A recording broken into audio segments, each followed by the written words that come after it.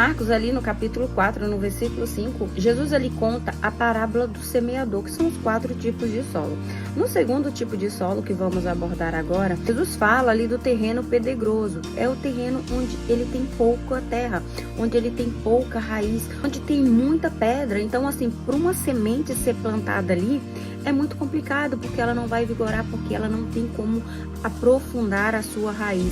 Então, Jesus contando nessa parábola, tratando de nós, que somos solo fértil ou não. Jesus fala que esse terreno, ou seja, essa pessoa, é aquela que onde a palavra é plantada, mas ela não tem raiz, ela não tem terra para a semente ser plantada, ser aprofundada, para a raiz crescer e poder ela dar fruto, poder a árvore nascer. Ali Jesus faz essa parábola para ilustrar como somos diante da palavra de Deus. Então Jesus conta ali que o terreno pedregoso é aquele onde a semente ela até é plantada, ela dura um pouco tempo ali, a semente até surge um pouco, mas aí com o sol, com diante da situação ali, por não ter raiz aprofundada, a planta vai e morre, não tem raiz, não tem como ela se firmar. Jesus fala que esse terreno, ou seja, essa pessoa, ali Jesus compara a semente como a palavra de Deus e o terreno como nós, como a palavra de Deus e o nosso solo e o nosso terreno,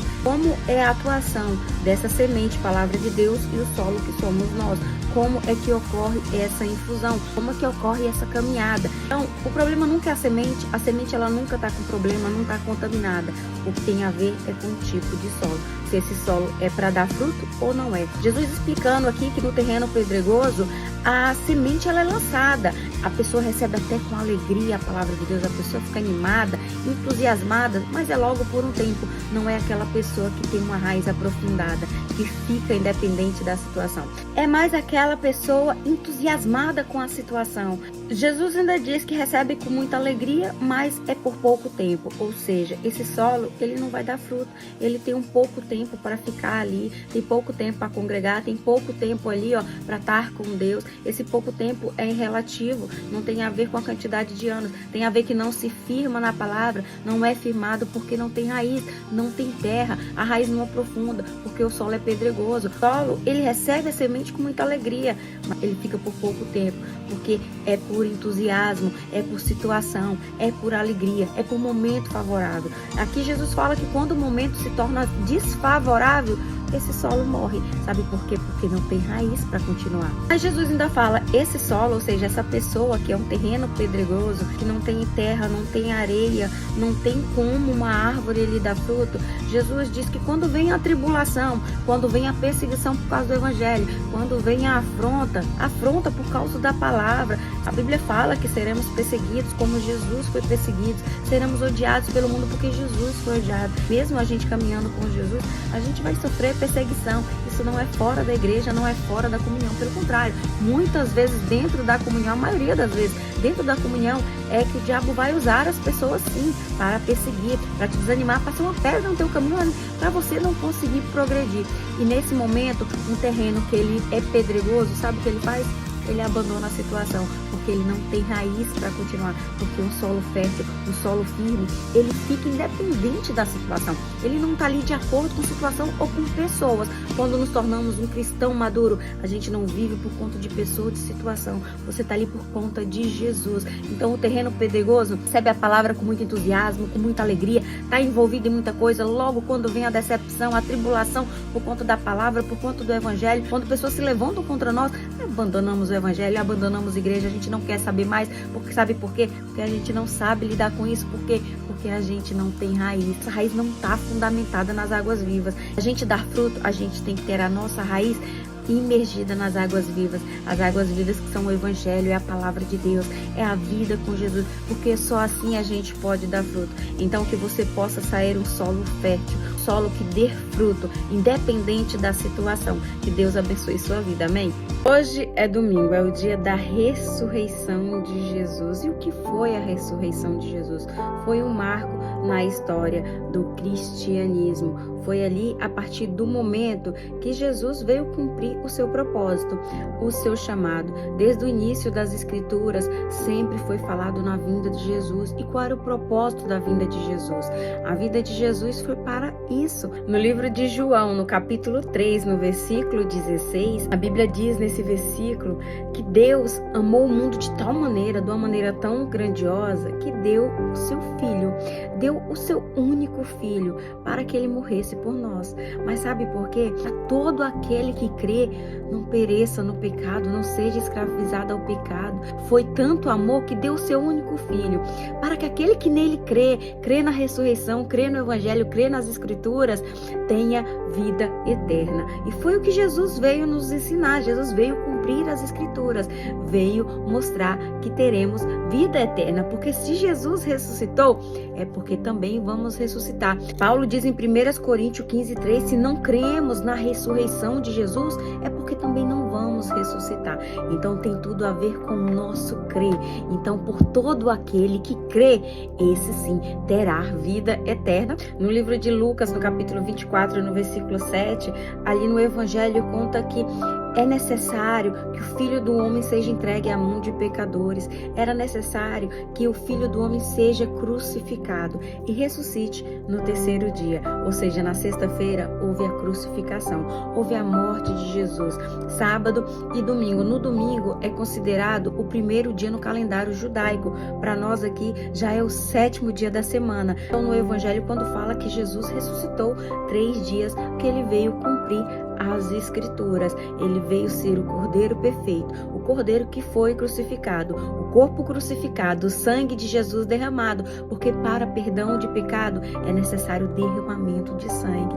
Olha como o acesso era difícil. Deus, através do seu Filho, por tamanho amor a nós, entregou o seu único Filho para que ele pudesse ser o sangue derramado em favor de nós. Para você ver que pecado não é uma coisa assim do nada, não tem nada a ver.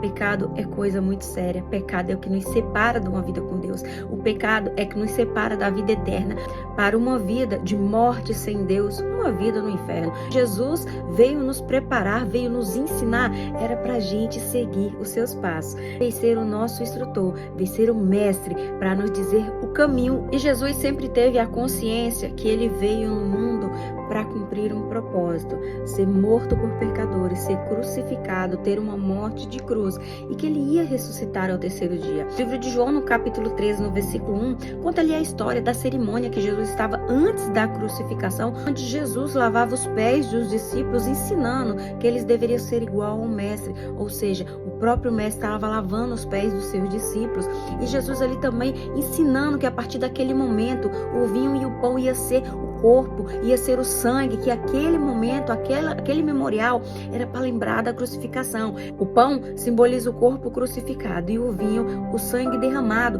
que é em favor de nós. Não era necessário mais fazer ali o holocausto, não era necessário ali queimar um cordeiro perfeito, que aquela crucificação necessária para perdão de pecado, Jesus estava dizendo que já não mais precisaria, mas que sim, que ele ia ser crucificado e ele ia ser o nosso Cordeiro perfeito. Tudo isso se cumpriu para a glória de Deus. No momento que Jesus ali orava, ele sabia que ele ia para o Pai e que ele iria voltar na forma do Espírito Santo de Deus, justamente para quê? Para a glória de Deus, para ser glorificado o nome de Deus. Então, Jesus sabia de todo o propósito. Houve um momento na Bíblia também que foi a ressurreição do amigo de Jesus, amigo Lázaro. Mas Jesus chega e fala para elas, olha, essa doença não é para morte, ou seja, a crucificação de Jesus também não foi para a morte, foi para a glória de Deus. No momento que Jesus chega ali para Lázaro e fala, Lázaro, vem para fora, aquele momento ali Jesus chorou porque ele sabia que ele também passaria pela morte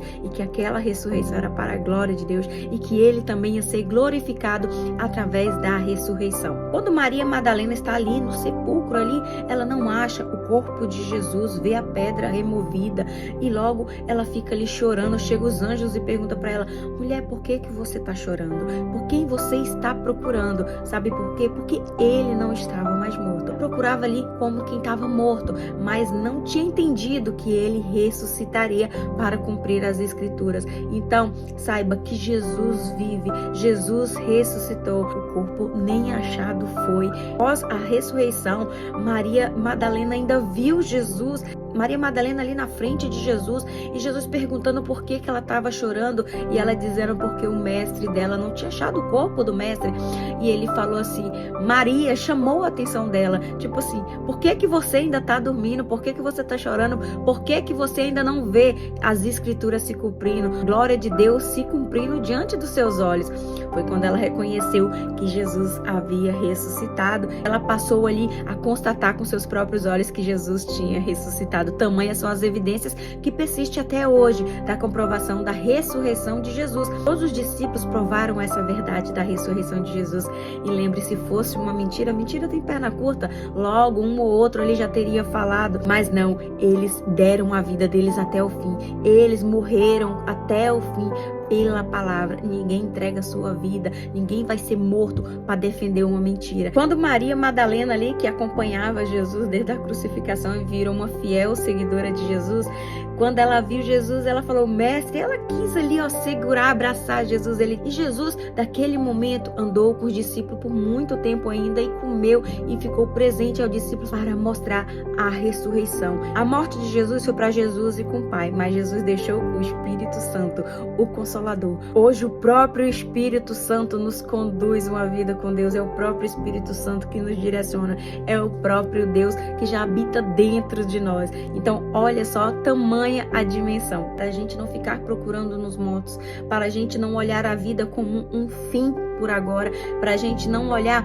a vida como é só aqui. Jesus, quando ressuscitou também, foi ao encontro de 2 discípulos que caminhavam ao povoado ali de Emaús, a 11 quilômetros mais ou menos de Jerusalém. E no andar desse caminho, Jesus andando ali com os 2 discípulos e conversando com eles, os olhos dos discípulos não podiam enxergar Jesus, porque os olhos estavam fechados. Mas no momento ali que Jesus ainda foi ceiar com os discípulos, os olhos deles se abriram, eles reconheceram Jesus. Muitas vezes a gente não reconhece Jesus porque os nossos olhos estão fechados. O que quer dizer os olhos fechados? É cegueira espiritual, é predominância das trevas, é a falta de fé, é um não crer. Então determinadas ações contribuem para a gente não enxergar.